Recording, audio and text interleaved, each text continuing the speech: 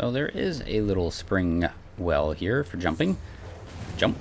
There we go. Way and up we go. And what do we find? An Evergaol. Lord Contender's Evergaol. So Contender for Elden Lord, right? I mean, we can see that with some of the runes that, or runes, not ruins, runes that talk about contenders for the Elden Ring or Elden Lord. It's champions, Lord's rune, one who is destined to become a lord, but when the Elden Ring was shattered, all that remained was a distant duty. So let's take a look. Who's going to be locked up in here? Somebody who contended for Elden Lord.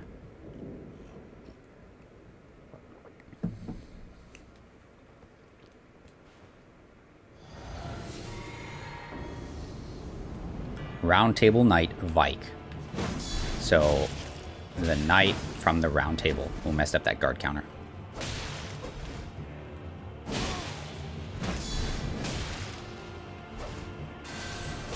Oh, bugger. Alright, Round Table Vike. We've fought a guy like this before. It was outside of the Mad Church in the Eastern Liurnia, but he was a festering finger, festering eye invader, and that's where we got his fingerprint grape. And so he right, has to do with some maddening three fingers, but he's a Lord Contender. He's also a knight from the Round Table Hold, which means he is a tarnished like us. There's some other things that mention him. I cannot think of any off the top of my head outside of the fingerprint eyeball that we gave to Irina, or what is the new girl's name. I've now completely forgotten. But he's locked up here. So why would he be locked up here? Well, he failed. Somebody would have put him here. He would have tried to become the Elden Lord, and he didn't make it, so they put him in here. But now we've got the Vike's Dragon Bolt. Now there's a Dragon Bolt Blessing. Superior incantation. Summons lightning to bolster the caster's bodies from the ancient dragon cult. Only those loved by dragons can survive the ordeal of cladding their bodies in lightning. Now, this one is different because it's red lightning. We've only seen ancient dragons use the red lightning. So this is an incantation of Vike. Summons red lightning to bolster the body and their armament and held in the right hand. Enchants the armament with lightning affinity attacks and increases equipment load. However, it reduces lightning damage negation. Of all the knights, Vike the Dragon Spear was the one Lansu loved the most. So, Lansu knew him when we fought her, right? And she served as a priest or somebody to commune with for the cult of the dragon, for the capital. Now, there's a couple ways you could read this. I could almost take it as he used to be a knight for the capital, and that's how he learned it. But she still existed when we came rolling through.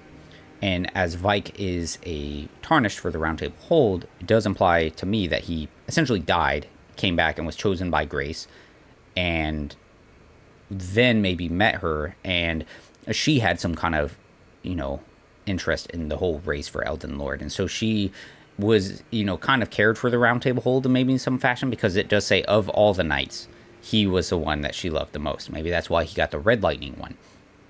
And so did she just was she working in cooperation, something with the Round Table Hold, and for whatever reason that kind of stopped, maybe something changed? Or is it just generic knights overall, and he was the one that she liked the most? Who's to say? He does also use some Storm Ash Wars that we didn't really get to see there. But here is his armor. Fingerprint Helmet. Iron helm singed and blistered by fingers, worn by Vike, Knight of the Round Table Hold. No other tarnished was closer to the throne of the Elden Lord than Vike, but without announcement, Vike traveled far below the capital and was scorched by the flame of frenzy. Did he make his choice for his maiden, or did some other force lure him with suggestion? Same thing. So, all his armor is singed and melted with fingerprints, which, if it's melted by a fingerprint, it kind of makes you think that he was kind of grabbed. And flames, it had to be fire. That's all the madness spells are fire. They're the flames of frenzy. And so he invades us as a festering finger, right? So Was he really trying to just stop us from reaching things? Was he just mad? Was it just an extension of his spirit, of his body? We see similar things with the Dung Eater. Dung Eater's body is actually trapped underneath the Capitol in a prison cell in the jail, but he still projects into the Round Table hold. He still goes out and he essentially attacks and, desolates bodies and people. So maybe there's still some connection there. And then as far as why would he do it? Was it for his maiden? Because there are some things that talk about how what was the thing? Talking about somebody's maiden and them throwing themselves into the fire, symbology there. This is kind of tough because there's things I know how it connects, but sometimes it's all doing this in a narrative as far as only knowing what our character knows and trying to just explore it as it goes. Sometimes I forget what our character technically knows at this point. So, right, did he want to save his maiden? Is the thing that we're getting at, which is so interesting because our maiden is technically not a maiden. And she basically says her fate and her role is to, burn down the Erd tree, to sacrifice herself into the fire. But it doesn't necessarily seem like that would be what all the maidens do, you would imagine, right? They shouldn't necessarily want to burn the Erd tree. They follow the two fingers. So why would they do that? You know what I mean? And so then it's interesting then. Do they all ultimately get that realization that is what has to happen? I mean, he was actually a contender. So maybe he got to the same point we did. Found out he could not access the Erd tree. He could not reach the Elden ring. Could not find and seek an audience with Marika. I mean, even the crone, she mentions like only once before has she seen somebody with 2 great runes. So is that the case there? Is he made it as far as us, realized he could not succeed and that the only solution was to burn it down? And how would he reach that conclusion? Did his maiden see that vision, a vision of fire? And he didn't like it, I guess, like I said, did he? But there's also the idea he could have been compelled, because that is not a far-fetched thing, that there would be compulsion from an outside force. The moon seems to influence things where it enchants and guides. There is also the rot with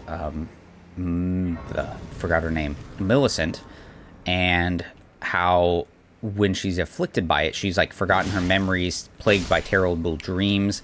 There just seems to be that influence by outer forces, outer gods, and how they would drive different forces and events in the lands between. So yeah, why did he go down to the 2 fingers? Why did he go down into the underground?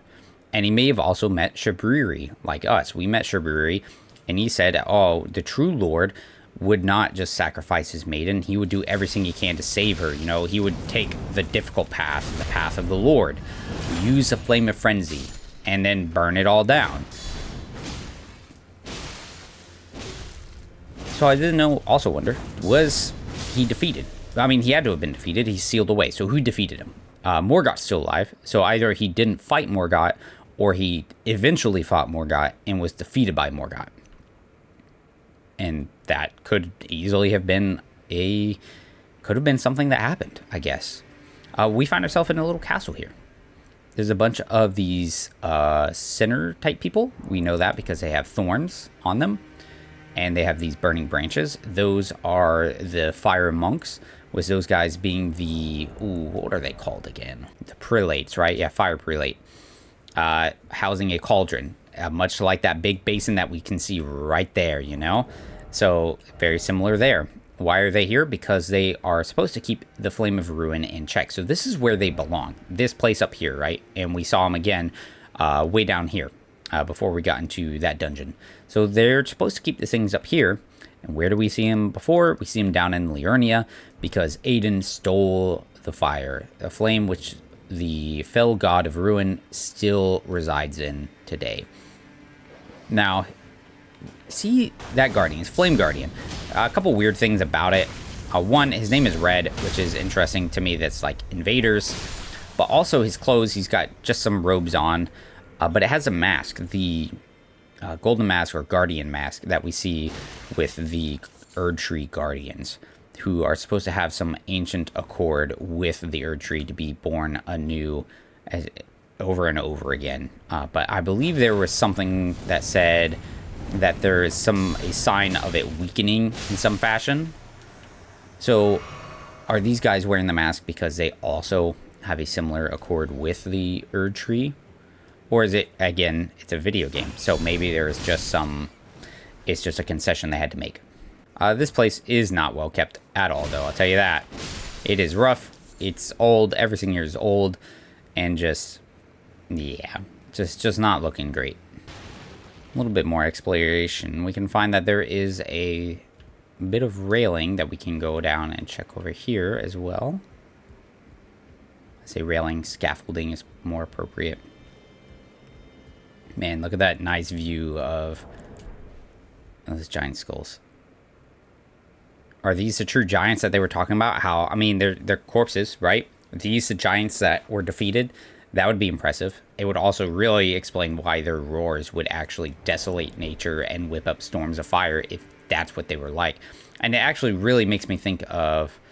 I mean, there's a lot of parallels with things in this game and Nausicaa from Hayao Miyazaki. And you have the ancient destroyers, the warriors. And to me, those giant bodies really make me think of... Oh, God. I forgot he does that. Oh, it makes me think of that. Chief Guardian Arganthy. We are actually getting smoked a little bit. He has a crazy shield. Look at that one-eyed face.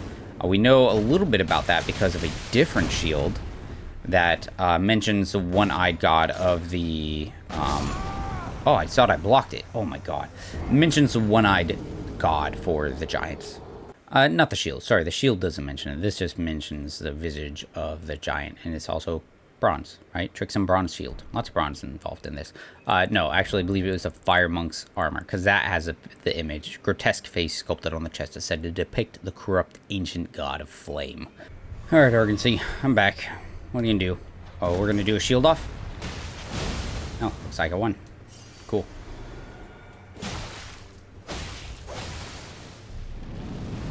I can do a thing kind of... Oh, really?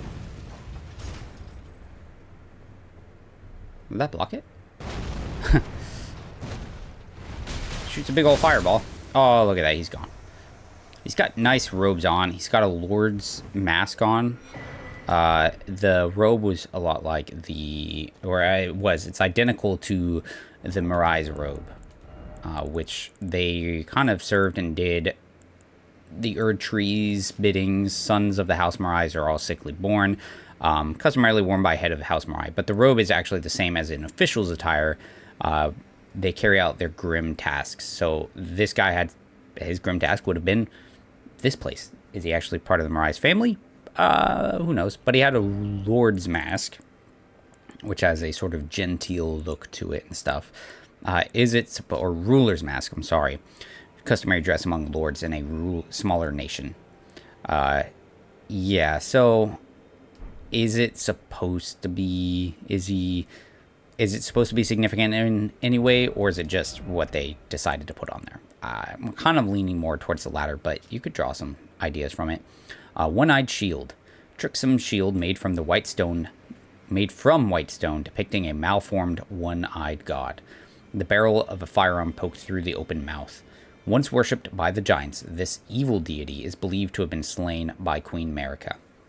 So, once worshipped by the giants, he's supposed to be an evil deity. It does say corrupt deity in some of the other descriptions, which, you know, you have to wonder, but does it mean he, you know, was twisted from what his original purpose was? Does it just mean he's evil? This is making it more to seem as though he is evil.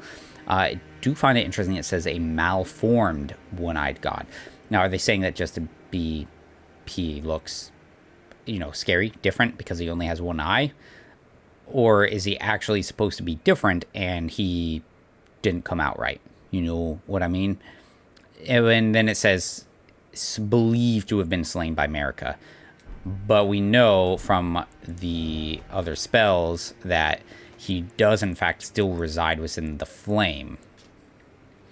Arganthy, see, this actually mentions him. The chief guardian of the flame had kept this incantation a well-kept secret until it was stolen by Aiden. The fell god still lurks within the fire giants. So, you're right, he still lurks within them. So, either Marika couldn't defeat the fell god, or defeated him as much as she could.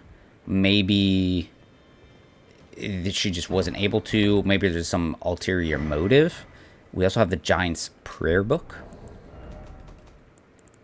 And again, if Destined Death is sealed away, depending on when it was actually sealed, maybe she was literally unable to defeat him because they no longer had Destined Death. So, prayer book that contains the secrets of the fire giants, kept hidden by the prelates who monitor the giant's flame.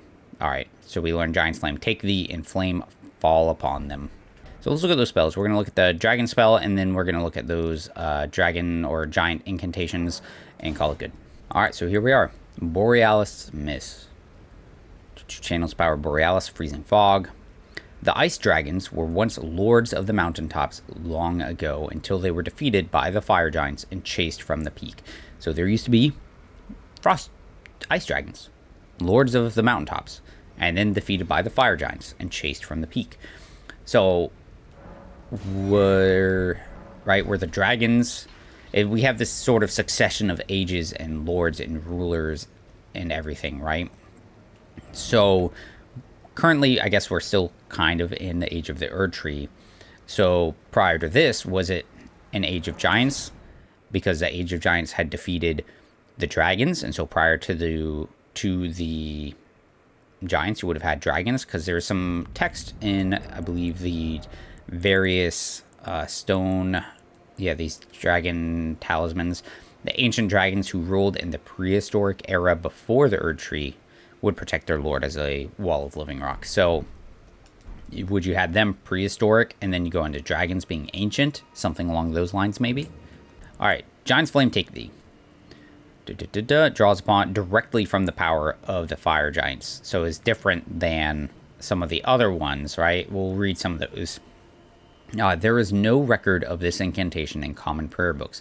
Only a select few prelates know of its existence. Same thing here. Okay, wow. Excellent. Very, very enlightening for us. But they do draw directly from the power of the fire giants. And so as the fire giants worshipping the fell god, does that mean that power is basically going through a route of to this fell flame god? Because you got this catch flame. This is originates from a sinister prophecy. Flame of Ruin is anathema to the Erd Tree, so that prophecy would be what we're doing right now, burning the Erd Tree down with the Flame of Ruin. But the prophets sometimes see it, they get banished. Flame throw, same thing. These come from the sinister prophecy, this comes from the fire giants, and the Flame of the Fell God also draws directly from the power of the fire giants. Releases a ball of raging flame said to be inhabited by a fell god. And then we got Whirl of O Flame. It's an incantation of the fire monks. And so the emblem is a little different, actually. If you see behind it, the symbol for its spells, that one doesn't really show one either that I can see. But when you look at these, oh, maybe it's the same. Maybe it's the same. Okay, yeah. So maybe all of these flame things are all deriving from this fell flame and the storm giants. Or storm giants, the fire giants. That'll be it. We'll call it good there. We spent a minute kind of wandering about. We still have not actually hit the tower here. I was going to go do that. Maybe I should try and do that. We can start from here, work the road backwards, which should lead us right to it. Because we hopped up over here, right? We came down across this frozen lake where there was no path up here. It was all cliffside. Went along here, jumped up, dealt with this, and hit the road. So maybe we can do that. All right, here we go. Marionettes. They're dropping down from their little blimp deal. I think somebody just shot an arrow at me. Oh, there we go. You may notice my appearance is slightly different. That's because it's a new day. Sometimes life happens, and you just gotta roll with it. Lots of marionettes, so really, I feel like we haven't seen many of them since Liurnia. I'm trying to think of... There is another place you see them. You see them in Mount Gelmir. And, I mean, they seemed to kind of be defending the manor. Now, it would make sense that you would have them at the manor because of who Rykard is family with. You know, it's the whole Carian royal family. But, why here? Because in all the other sorcerer spots, or, yeah, like Sorcerer Rises outside of Liurnia, you don't see any. Not that it's come to my mind anyways, which definitely makes it as pretty rare at the very least. So what's unique about here? Well, it's the start of the astrologers, this location anyways. But the astrologers aren't necessarily known for puppets. I think puppets are coming more from the connections with the Eternal City, because they have underneath, you can find there's a puppet ash that I believe we got. Yeah, Night Maiden Swordstress puppets.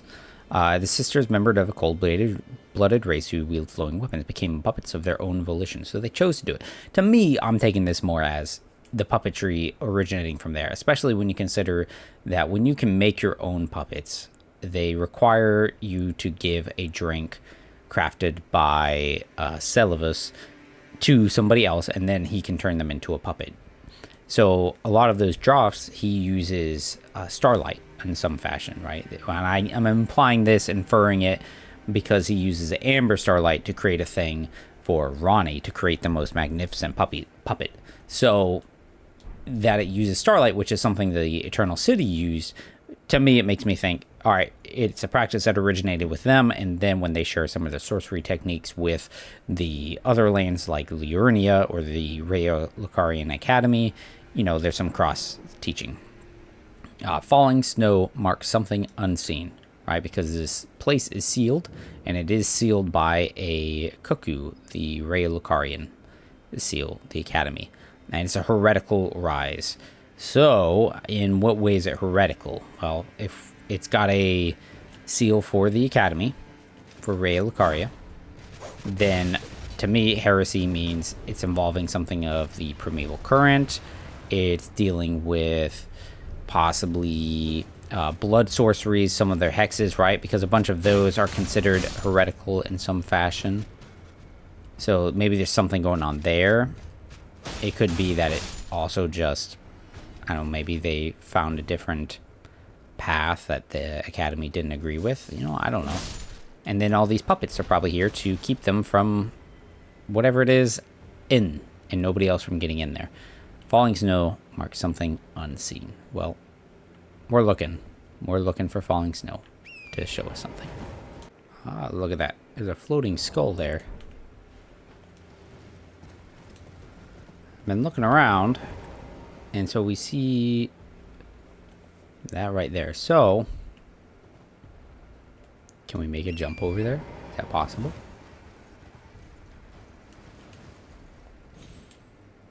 No. No, we cannot. But, alright, so the effect is pretty faint. So, clue I first saw is a floating skull. But if we come back on this side where there should be a bridge, you can see right there, there's just faint light blue effects kind of going on where the snow is kind of hitting it. And so you can kind of tell, I guess, where there is an illusion just because of how the snow is landing. But it's super faint. I'm having a really hard time telling. I mean, I can kind of see it. I mean, I feel like it should just be kind of straight that way, right? I can't tell which way to go now. I've gotten this far. Is it just up there?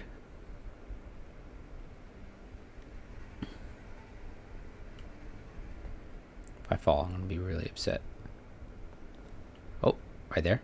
Okay. Oh, that way? Okay, that's good. See, now which way do we go? Whew, not that way.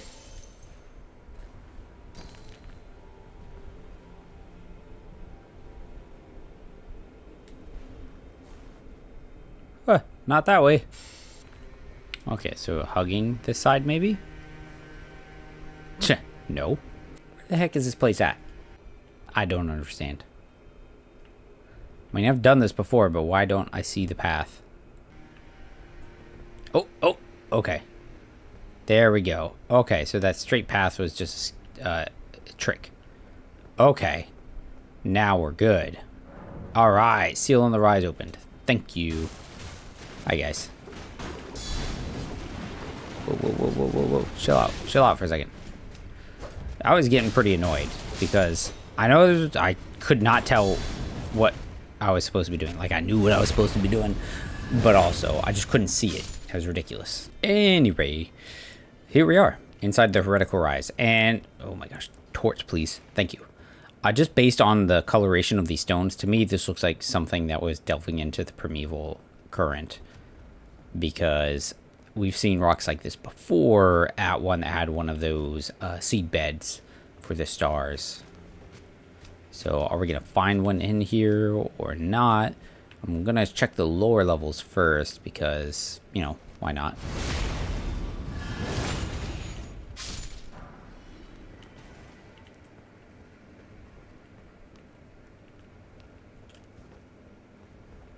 And of course there was nothing down there. So up we go for some other mind-blowing secrets, I'm sure. Yeah, I have a feeling.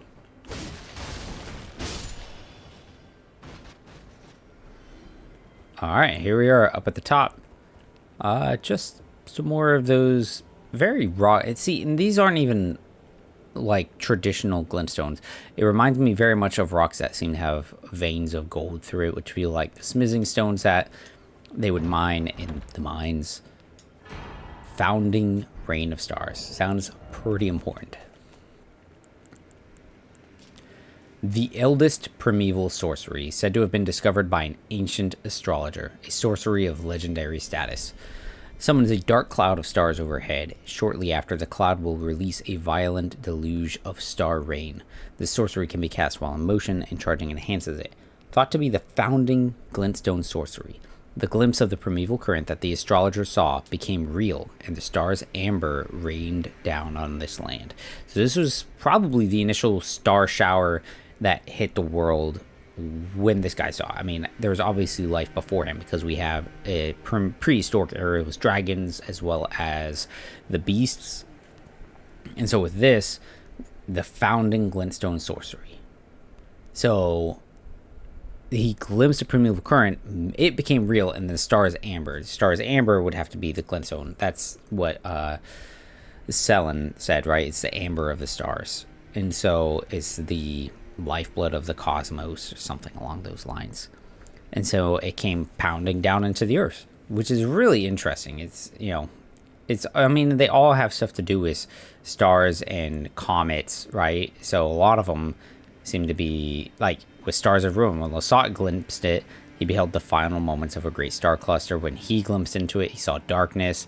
So it was an interesting thing that, like, these two, Azur and Lasat, they saw, I don't know, just darkness, final moments, and then this initial one, the founding one, it became real, and it landed on the earth, right? These other two, they don't, unless they did become real, maybe it became real and it rained down, so maybe what they saw here did become real. You know, obviously not clear. It's just super fascinating, and it's got that same coloration as the Stars of Ruin, right?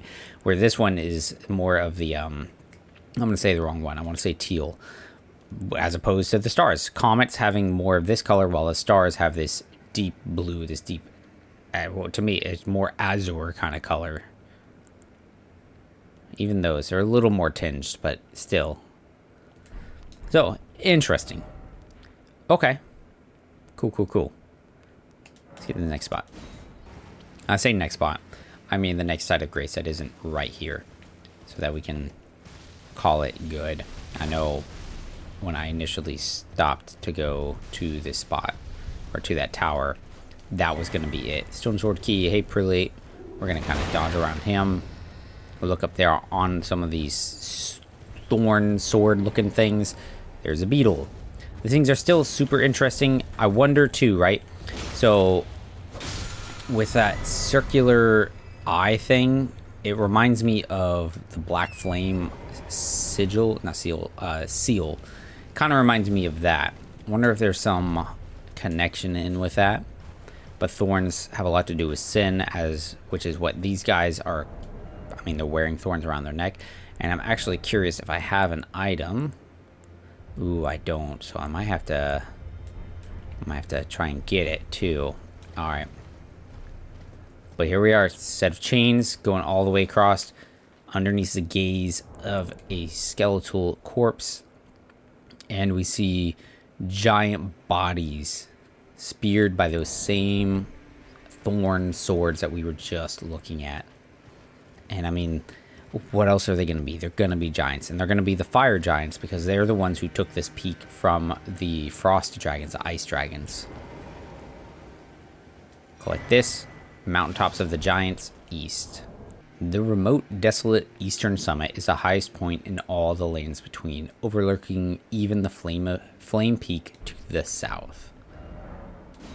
So, right. So, interesting. What flame peak is it talking about?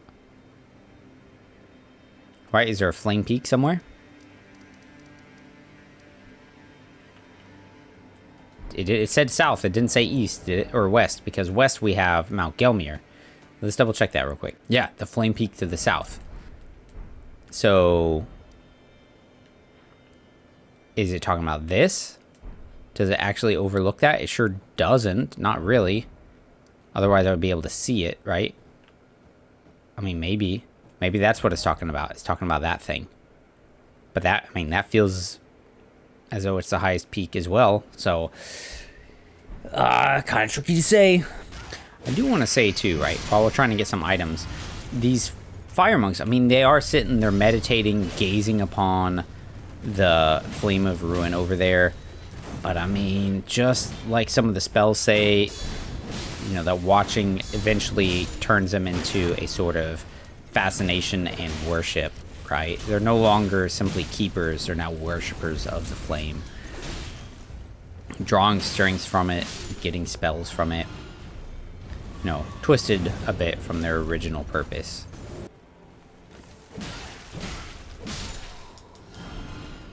Got it. Also, I didn't notice it there until right then. Maybe I'll do a little replay.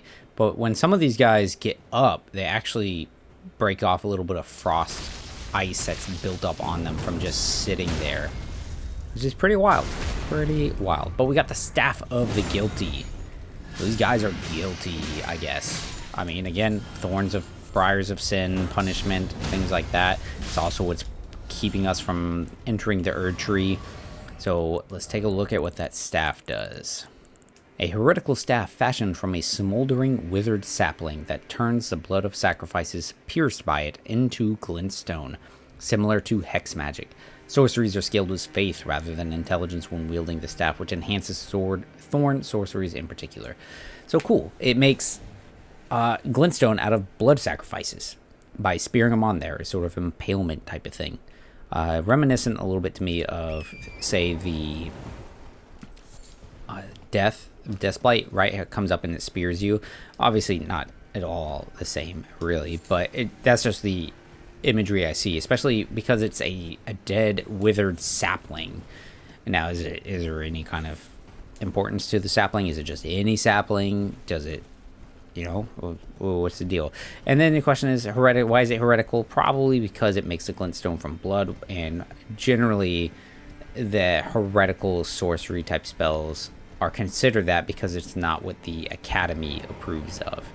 So anything else that came before, or it doesn't fall exactly in line with their glintstone ideas, is unacceptable. So it becomes heretical. Let's call it there. We can actually see a little bit of what is ahead of us. We see trolls, but they're different than the ones we've seen before. They are hairy, furry, which makes sense because they're probably used to and adapted to the north. But it does wield a golden greatsword, which was, or weapons that were awarded to the trolls for helping them against the giants, right? Because they are supposed to be giant kin. There's also more massive dogs, which we saw over there too. So I wonder about their existence up here and in Caelid. It's probably just a gameplay thing, to be just blunt. I don't know that there is a connection. I mean, it's a giant dog. They're giant lands, so there is some connections there. Also, the idea that right here you have the giant skeleton up there, and the other place you see that is down here in Caelid, which is the other location that you see the massive hounds as well. So maybe there is actually a connection in why they're here. But there's nothing concrete that tells us that. So yeah, that's it. Thanks for joining me. I hope you guys enjoyed it. And until the next one, take care.